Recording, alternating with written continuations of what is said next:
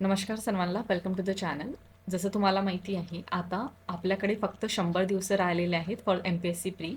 ठीक आहे, 31 मेला होणार आहे 2026ला एम-पी-एस-सी राज्यसेवेची प्री. तर आता आपल्याला या 100 दिवसामध्ये प्लॅनिंग करणे गरजेचे होऊन जातात.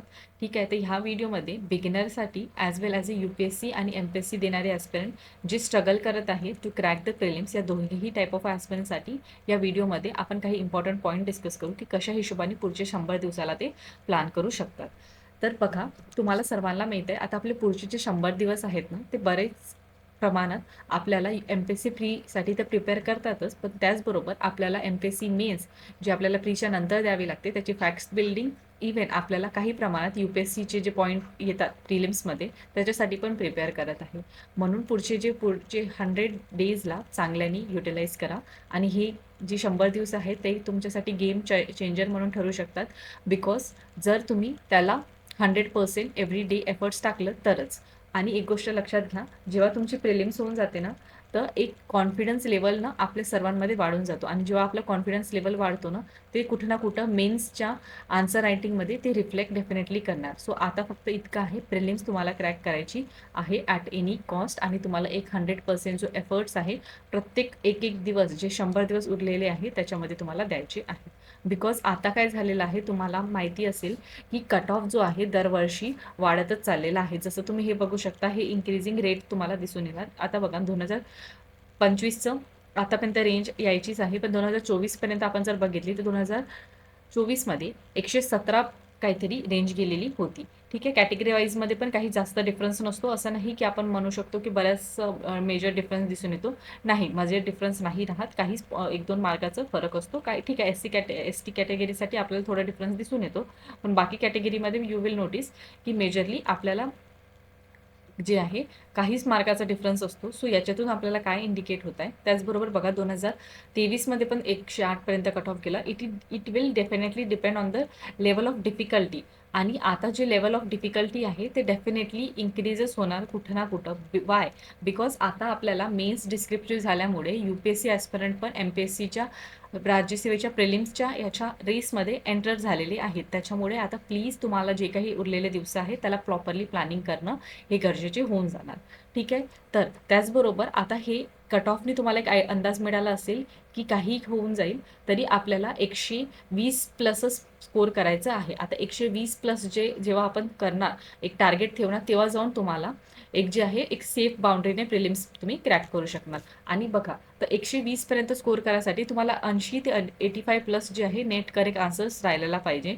आणि हे जे स्कोर आहे ते तुम्ही अचीव करणार जेव्हा तुम्ही एका लिमिटेड रिसोर्सनी आणि रेलेव्हंट रिसोर्सेस जे आहे ते प्रिलिमसाठी वापरणार, जे या व्हिडिओमध्ये आपण आज डिस्कस करू. त्याचबरोबर कुठल्या सब्जेक्टला प्रायोरिटी जास्त द्यायची आहे आणि कुठल्या सब्जेक्टला किती टाईम इन्व्हेस्ट करायचा आहे त्याच्याबद्दल पण मी तुम्हाला सांगते. त्याचबरोबर तुमच्यासाठी ज्या मुलांनी कधी बघितलं नसेल, एक व्हिडिओ जे मी अपलोड केलेला आहे की ज्याच्यामध्ये प्रत्येक टॉपिकमधून कुठले किती अमाऊंट ऑफ क्वेश्चन्स आलेले आहेत एम-पी-एस-सी राज्यसेवेमध्ये 2013 ते 2025 पर्यंत, हे सर्व अपडेटेड जे क्वेश्चनचं ट्रेंड आहे त्याचं मी व्हिडिओ ऑलरेडी अपलोड केलेला आहे. लिंक मी डिस्क्रिप्शनमध्ये देऊन देणार. ते व्हिडिओ पण तुम्ही बघू शकता. त्याच्याने तुम्हाला प्रायोरिटी एरियाबद्दल परत क्लॅरिटी येऊन जाईल आणि प्रत्येक लेसनमधले या प्रत्येक सब्जेक्ट्समधले कुठले लेसन्स इम्पॉर्टंट आहे ते पण क्लॅरिटी मिळून जाईल. ठीक आहे, तर हे एकदा व्हिडिओ डेफिनेटली चेक कराल तुम्ही. चॅनलवर ऑलरेडी अपलोडेड आहे आणि लिंक पण डिस्क्रिप्शनमध्ये देऊन देणार. ठीक आहे, त्याचबरोबर बघा, किती number of a practice, how to practice and how much revision you need to be have. ठीक आहे, हे सर्व प्रश्नाचे उत्तर या व्हिडिओमध्ये पूर्ण कम्प्लिटली डिस्कस होणार आहे. त्याचबरोबर एक गोष्ट लक्षात घ्या, आता हे 100 दिवस तुमच्यासाठी ॲज अ काउंटडाऊन म्हणून ॲक्ट करणार नाही, but it will act as a real opportunity जर तुम्ही त्याचं प्रॉपरली यूज केलं तर. ठीक आहे, तर आता तुमच्याकडे संधी आहे. 100 दिवस उरलेले आहेत, काही कमी नसतात. 100 दिवसामध्ये आपण म्हणतो ना की 21 दिवसामध्ये एखादी सवय लागते, तर तेच आहे. तुम्ही 100 दिवसामध्ये पण गेम चेंजरसारखं ॲक्ट करू शकता जर तुम्ही त्याला प्रॉपरली युटिलाइज केलं तर. तर बघा, या व्हिडिओला अपलोड करायच्या आधी मीने 2 व्हिडिओज अपलोड केलेले होते, ज्याच्यामध्ये आपण फुल 5 मंथ प्लॅन डिस्कस केलं होतं आणि फुल 4 मंथ प्लॅन डिस्कस केलं होतं. जर एखादी मुलगा 5 मंथ प्लॅन और 4 मंथ प्लॅनला ऑलरेडी फॉलो करत असेल, जर त्यांनी आपली पूर्ण जी आपली रिव्हर्स स्ट्रॅटेजी आहे, रिव्हर्स प्लॅनिंगची स्ट्रॅटेजी जी आपण या 2 प्लॅनमध्ये डिस्कस केली होती, त्याला फॉलो करत असणार, तर त्याला कंटिन्यू ठेवा. ठीक आहे. You don't need to change anything new. पण जे काही नवीन मुलं आहेत, ज्यांनी ॲस्पिरंट आहेत, ज्यांना आता प्रिपेअर करायचं ठरवलेलं आहे, ठीक आहे. त्याचबरोबर जे फर्स्ट टाइमर्स आहेत, बिगिनर्स आहेत, ठीक आहे, त्यांच्यासाठी हा इम्पॉर्टंट होऊन जाते व्हिडिओ. पण हे जे प्लॅन तुम्ही फॉलो करत असेल, तर त्यालाच कंटिन्यू तुम्ही ठेवू शकता. ओके. त्याच्यानंतर आता पुढच्या 100 दिवसामध्ये आपल्याला 2 फेजेसमध्ये डिवाईड केला आहे. पहिले आपलं first 19 Feb two 20 of April, ज्याच्यामध्ये अराउंड 61 डेजचा पहिला आपला स्लॉट राहणार आहे. त्याच्यानंतर 21 April to till may, that is हा आपला सेकंड स्लॉट राहणार आहे. आता या 2 स्लॉटमध्ये मेजर डिफरन्स असं आहे की पहिल्या स्लॉटमध्ये आपण मेजरली फोकस करू की आपला सिलेबस आपण कसं हिशोबाने कव्हर करणार. ठीक आहे. त्याच्यानंतर लास्टचे जे दिवस राहणार त्याच्यामध्ये आपलं मेजरली रिव्हिजन फोकस राहील आणि आपली टेस्टवर फोकस करू. ठीक आहे. तर पहिले हे जे 61 डेज आहे त्याच्यामध्ये आपलं एंटायर GS सब्जेक्ट जितके पण सब्जेक्ट्स आहेत आणि आपल्या करंट अफेअरवर फोकस राहणार. PYQ प्लस आपलं प्रॅक्टिस याच्यावर आपण देऊ आणि लास्टला आपलं जे आहे CSATचा जो पार्ट आहे त्याला आपण कव्हर करू. ठीक आहे. तर हे आहे आपलं 61 डेजचं plan.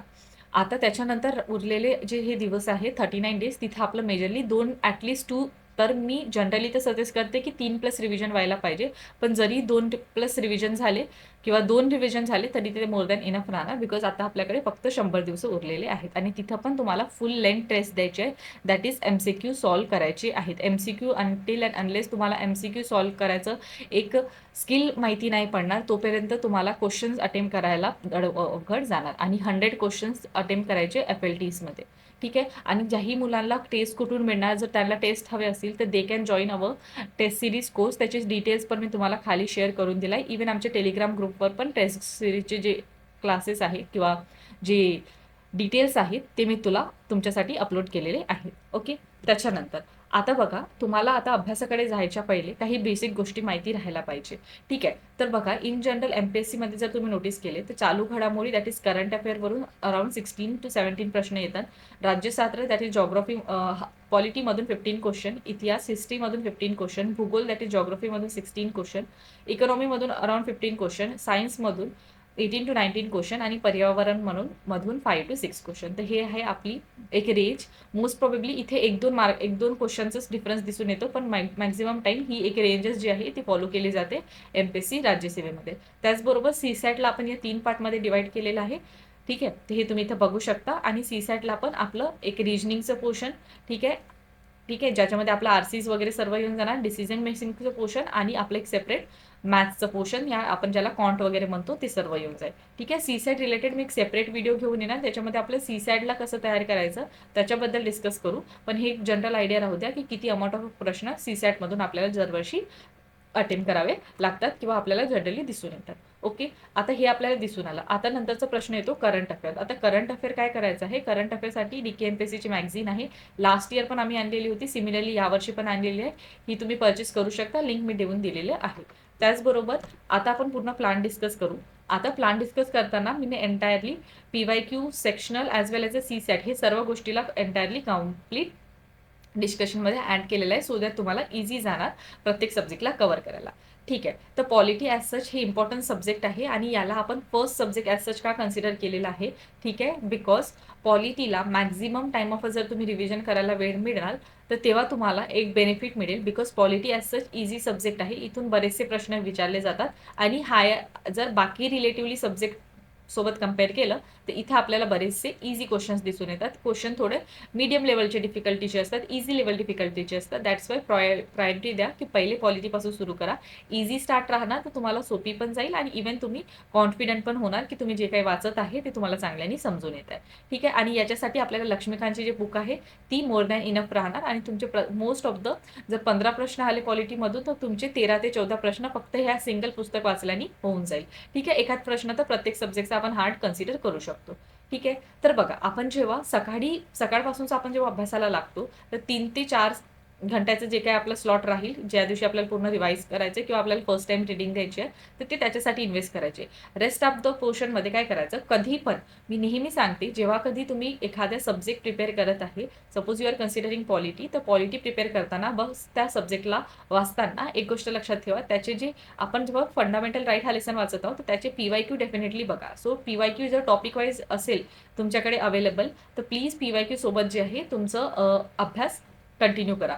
Because until and unless तुम्हाला PYQची आयडिया नसेल, ठीक आहे, जसं मी आता तुम्हाला ट्रेंड्स ऑफ PYQचे व्हिडिओ बघायला सांगितलं होतं, ठीक आहे, आणि ते ऑलरेडी चॅनलवर अपलोड केलेलं आहे. तर जेव्हा तुम्ही ते बघणार तेव्हा तुम्हाला समजणार की कुठल्या टॉपिकला एखाद्या सब्जेक्टमध्ये प्रायोरिटी द्यायची आहे, आणि टॉपिकला जेव्हा आपण प्रायोरिटी देतो त्याच्यावर प्रश्न कसे विचारले जातात ते तुम्हाला PYQने समजणार.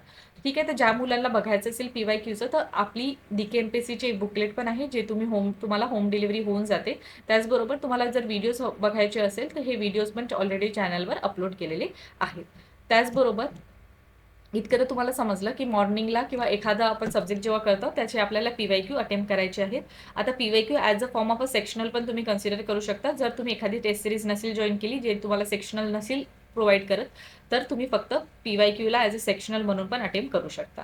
आणि राहिलं डेली 1 or 1.5 आवर जे आहे ते तुम्ही CSATसाठी करंट अफेअर्ससाठी डिनोट करा. ठीक आहे, CSAT ॲज सच बघा, CSAT as such it is not a more tough subject, so तुम्ही मिड ऑफ मार्चपासून सुरू करू शकता CSATला. ठीक आहे, पण जेही मुलांना डिफिकल्टी जाते CSATमध्ये पण, तर CSATचं स्टार्ट करताना काय करायचं, CSATचं तुम्हाला बघायचं आहे की तुम्हाला CSAT जमणार की नाही. तर काय करायचं, 2025 किंवा आता 25चं नको घ्या, त्याच्या मागे एक कारण आहे. का आहे ते कारण मी तुम्हाला काही टायमानंतर सांगेल. किंवा इन जनरल कसं असते बघा, मी नेहमी ॲस्पिरंटला सांगते, जेव्हा तुमचा अभ्यास होऊन जातो त्याच्यानंतर तुम्ही 2025चं एंटायर पेपर CSAT आणि GSचं द्यायला पाहिजे, असं एक डे डिसाईड करायचं आणि त्या दिवशी तो पेपर द्यायचा. म्हणून जनरली आता काय करा, 2024चं क्वेश्चन पेपर, 2023चं क्वेश्चन पेपर ओपन करा आणि विदाऊट एनी प्रायर नॉलेज, जे काही तुमच्या एक्झिस्टिंग नॉलेज आहे त्याच नॉलेजवर CSATचा एकदा पेपर देऊन पहा. सपोज तुम्ही 100पर्यंत स्कोर करत असेल तर तुम्हाला ॲज सच सेपरेटली प्रिपेअर करायची गरज नाही आहे CSATला. जस्ट एकदा तुम्ही ओव्हरलुकिंग केलं तरी तुमचं मोर दॅन इनफ राहणार. जेव्हा तुम्ही फॉर्म्युलाज वगैरे बघितलं तर ते इनफ राहील. ठीक आहे, तर CSATला त्याची गरज नाही आहे. पण जर तुम्हाला अराउंड 50-60 स्कोर पडत आहे तर तुम्हाला सेपरेट टाईम इन्व्हेस्ट करावा लागेल CSATच्या प्रिपरेशनसाठी. तर रोजचं तुम्ही 1 घंटा केलं तरी ते इनफ ठरेल. ठीक आहे, तर त्याला आपला मिड ऑफ मार्चपर्यंत सुरू करायचं आहे आणि डेली आपल्याला PYQ बघायचा आहे, जो टॉपिक आपण करत आहोत. त्याचबरोबर रोजचे आपल्याला कंपायलेशनमधले जे काही करंट अफेअर आहेत ते प्रिपेअर करायचे आहेत. त्याचबरोबर आता हा आपण 10 दिवस पॉलिटीला डिनोट केलं. ठीक आहे, इझी सब्जेक्ट आहे, इझीपासून सुरू करा, सो एक कॉन्फिडन्स तुम्हाला राहील. नंतर आहे आपलं जॉग्राफी आणि environment. So Indian geography, Maharashtra आणि वर्ल्ड या तीनही याच्यामध्ये प्रश्न विचारले जातात. ठीक आहे, तर नेहमी मी सांगते इंडियन जॉग्राफीसाठी NCERT is a best book.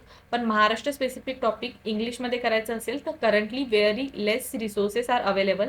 ठीक आहे, जसं की आपली जे DKMPSCची बॅच रन करत आहोत आपण प्रिलिमचा क्रॅश कोर्स, त्याच्यामध्ये मी इंग्लिशमध्ये पूर्ण महाराष्ट्र हिस्ट्री असेल किंवा पूर्ण टॉपिकला इंग्लिशमध्ये कव्हर केलेलं आहे. पण ऑब्व्हियसली धिस आर जे काही नोट्स वगैरे आहेत ते फक्त त्या मुलांसाठी अवेलेबल आहे. सो करंटली जर तुम्हाला प्रिपेअर करायचं असेल MPSCचं महाराष्ट्र स्पेसिफिक काही पॉईंट, तर तुम्हाला एकच गोष्ट आहे की तुम्हाला जे काही मॅपिंगचं पोर्शन आहे ते थोडं चांगल्याने बेस बनवून प्रिपेअर करा. आणि यूट्यूबला काय केलं आहे मी, काही फ्री सेशन अपलोड केलेले आहे महाराष्ट्र जॉग्राफीचे. ठीक आहे, तर ते एकदा चांगल्याने बघून घ्या. त्याच्यातून तुम्हाला मॅपिंगचं वगैरे मोस्ट ऑफ द पोर्शन ज्याच्यावर महाराष्ट्रावरून प्रश्न विचारले जातात, ॲटलिस्ट ते तुमचं कव्हर होऊन जाईल. ठीक आहे, आणि जर जे मराठी ॲस्पिरंट आहे त्यांना एकच आहे की सौदी सरांची पुस्तक, विठ्ठल पुंगळे सरांची पुस्तक किंवा कपिल सरांची पुस्तक जी आहे ती तुम्ही रेफर करू शकता. आणि राहिलं मॅपिंग ॲटलस, एखादा ॲटलस नेहमी सोबत ठेवायचं. इन्व्हायरमेंट बेसिकली काय करा, शंकर IASची बुक असते किंवा तुम्ही PMF IASची एक वेबसाईट आहे, त्याच्यामध्ये तुम्हाला बेसिक ऑफ इन्व्हायरमेंट जर कव्हर केलं, ठीक आहे, ते मोर दॅन इनफ राहणार. आणि जो मी ट्रेंडचा व्हिडिओ अपलोड केलेला आहे ना, तिथे मी टॉपिकची लिस्ट दिलेली आहे.